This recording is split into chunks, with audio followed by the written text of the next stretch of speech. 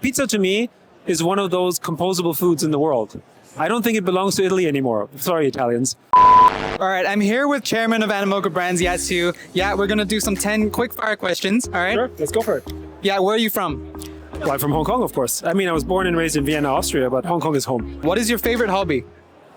Outside of playing crypto games, I like to do hiking out in the mountains. I like doing that a lot.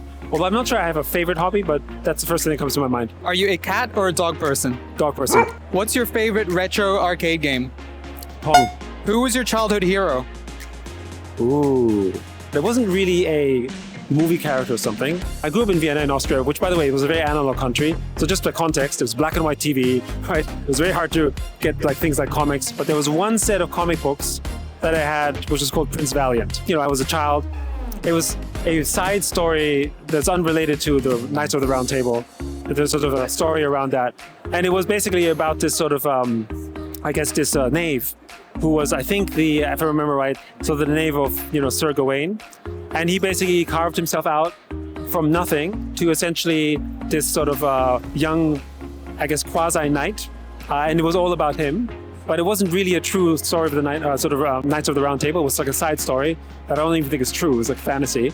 But it was something I loved reading, and it kind of inspired me a little bit.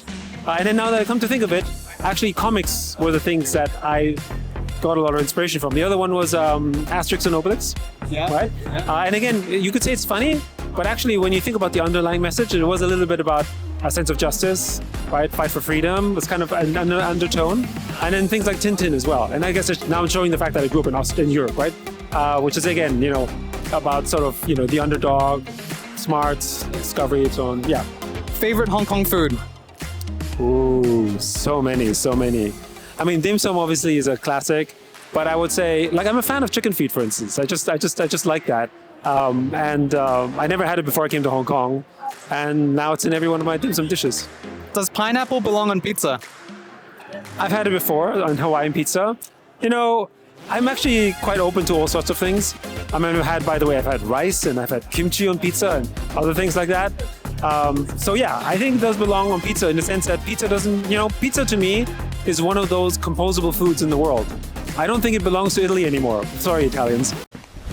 Emotional, damn it! It belongs to the world. You have American pizza, you have Hong Kong style pizza, you have Japanese style pizza. So pizza is kind of a mishmash of the world. So yes, anything belongs on pizza. What's your favorite NFT? Oh, that's like asking you what's your favorite kid. That's such an unfair question. I can't say that. I mean, I'm a fan of Mochaverse, I'm a fan of Bored Apes, Cool Cats, fan of Galaxies, Rev, Torquees, all that stuff. I don't know how many thousands of NFTs I have, but I will say one thing. I do love all of them. All right, this one's gonna be hard. What's the single most exciting thing about Web3? True digital ownership, freedom. That wasn't that hard. Amazing. Thank you very much. Yeah, thank you. Thank you so much.